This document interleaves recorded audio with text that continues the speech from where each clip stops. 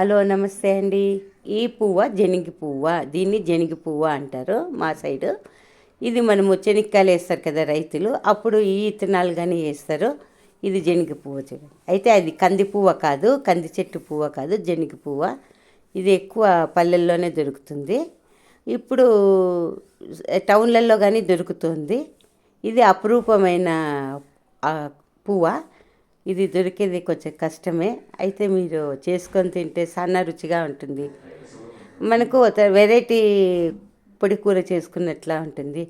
దీన్ని చారు కానీ మనం చేసుకోవచ్చు. ఇది ఉడికింటుంది కదా, ఆ కట్ల రసం చేసుకోవచ్చు. రసము బాగుంటుంది.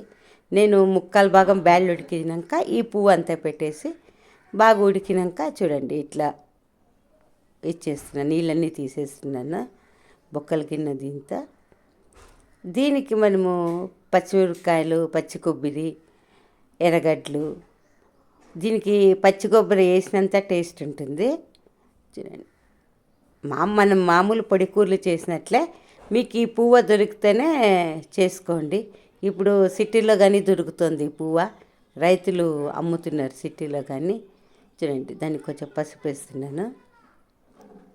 ఎర్రగడ్డలు, పచ్చిమిరపకాయలు వేసిన, ఉద్దిబేళ్ళు, శనగబేళ్ళు వేసుకొని ఫస్ట్ దీన్ని ఎర్రగడ్డలన్నీ మగ్గించుకుంటున్నా. అంటే బాగా ఉడికేట్లా వేపుతున్నా నూనెలో.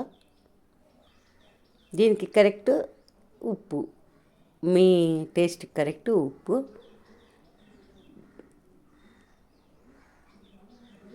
ఇది మనకి సంవత్సరానికి ఒక్కసారి ఈ పంట వచ్చేది మనకి. మీరు తయారు చేయండి, సన్న బాగుంటుంది.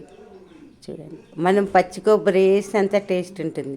ఇది మనం అన్నము, చపాతీ, రొట్టెకి అన్నిటికీ వాడుకోవచ్చు. నమస్తే అండి.